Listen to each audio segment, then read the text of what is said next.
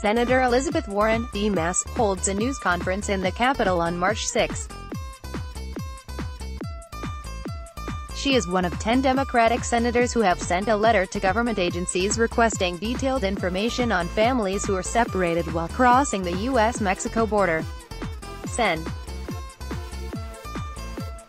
Elizabeth Warren, D.M.S., and 9 other Democratic senators on Monday wrote a letter to government agencies requesting detailed information about the migrant families who were separated by Border Patrol agents after arriving in the U.S., she told HuffPost. The Trump administration ripped over 2,300 kids from their parents and scattered them across the country, Warren wrote in an email. This administration owes us clear answers on how they will reunite the families they tore apart.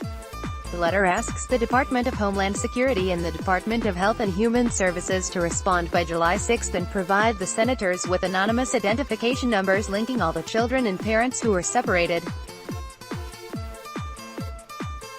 They also want to know how long families have been apart, if parents have been contacted about where their children are, and whether separated families remain in government facilities, have been released or have been deported.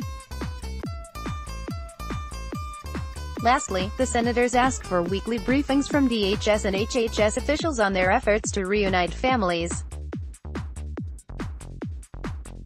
The senators say they are deeply concerned by reports of chaotic attempts to reunify parents and children, and want information that would help clarify the government's system for bringing families together.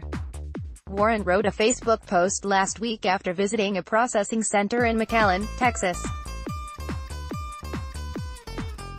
She said the process for reuniting families was virtually unknown, if one exists at all, and that she saw shell-shocked children locked in cages and lying under foil blankets. The Central Processing Center in McAllen, Texas, where migrants are detained after being caught illegally crossing into the U.S. on June 20, Trump announced an executive order to stop family separation, saying the government would instead detain families together. DHS and HHS released a statement a few days later saying there were well-established reunification processes and central database with the locations of all parents and children. But lawyers and advocates working in detention centers told HuffPost at the time that there was no clear system for reuniting families and that some parents have still not spoken to their kids, even over the phone.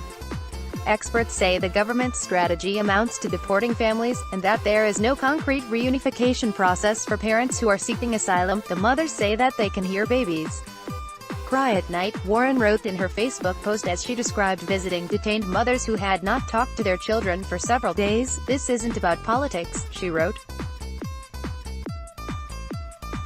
"This isn't about Democrats or Republicans. This is about human beings." Related coverage. Opinion: separating families and calling it Christian is an American tradition. Jeff Sessions makes jokes about family separations. How to talk to kids about news of family separations at the border. Download. Do you have information you want to share with HuffPost? Here's how.